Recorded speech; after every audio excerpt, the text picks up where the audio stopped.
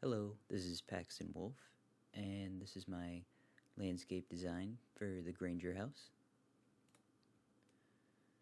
And just a brief history of the house. It's a Victorian Italianate house that was built in 1860, and it was listed on the National Register of Historic Places in 1976.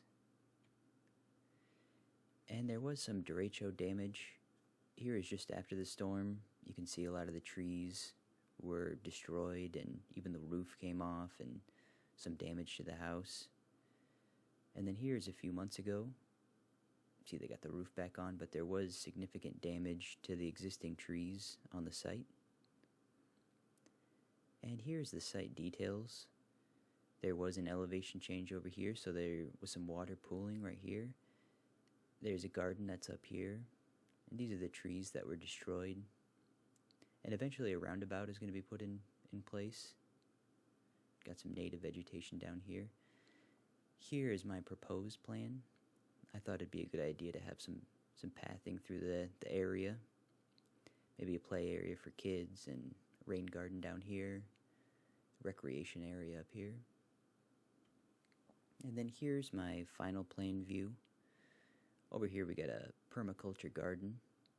Here's a rain garden. And I added a greenhouse right here, and there's an existing shed right here. And this is the area that I think would be well suited for a farmer's market or an open air event. And here's the front of the house on my design. Here is the driveway. And here is the carriage house, which is like the garage, and the rain garden down here. Here is the greenhouse and the permaculture garden. And then here is the farmer's market. And for the pricing, the plants would be about $7,100. And the playset, greenhouse, and gazebo are all priced at the prefabricated price. And the labor, which is about $4,000. And this is the seasonal maintenance estimate. And then the total is about $28,500. And the Granger house has great opportunities for events like farmers markets or setting up for vendors, and that's why I thought it'd be a good idea to add that specified area for an open air market. And if you'd like to help with the Granger house, you can always volunteer, or you can donate, because they are replacing that driveway, and you can even get a customized brick. Alright, now I'd like to go through the design here. Up front we got some dwarf abelias and juniper up here. Those two trees I've replaced with a Norway spruce and a Douglas fir. And here is some other junipers, but more rug varieties. Some St. John's wort. And some dwarf fountain grass up here.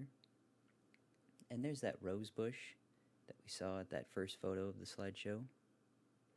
And on the side we got some common boxwoods and some alpine currants. Over here we've got a burning bush and some fountain grass. And up front we have some red twig dogwoods, because I think that even in the wintertime they'd still look nice with those red twigs. And over here is the picnic area. And there's some impatiens and some geraniums on both sides of these, and some Nanking cherries right there at the edges.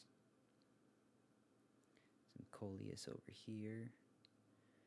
Here's the carriage house. And then over here at the alleyway entrance, we've got a mirror, some junipers, and there's also a sweet macarange right here, and some sedum.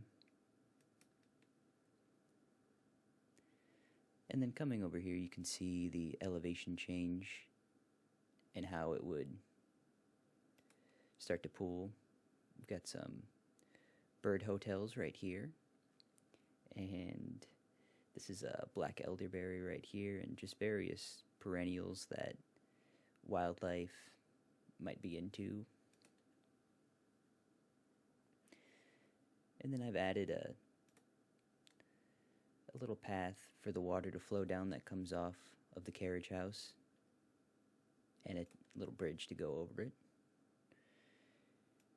And I know I said that I wanted to add some pathing to kind of connect the area, but I thought it'd be a better idea just to add interesting points to, kind of draw people through. And over here on the carriage house, we've got some viburnum spaced out. And here's an oak leaf hydrangea right at the end. And then over here is the permaculture garden. And then here's another elderberry and a red twig dogwood. A rose bush for some rose hips, and everything you see here is edible, or could be put into a tea or anything like that. And in these beds, we've got some spinach and some peppers, some cabbage, kale, tomatoes on these trellises,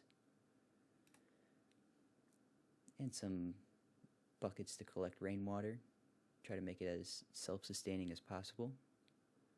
That's the greenhouse.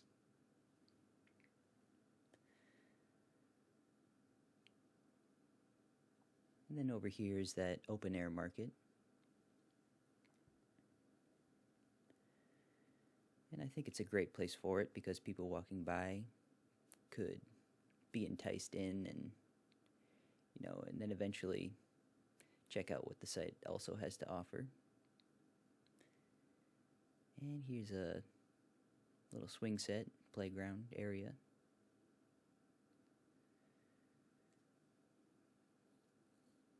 There's those Norway spruce and Douglas fir. And then we're back up to the front.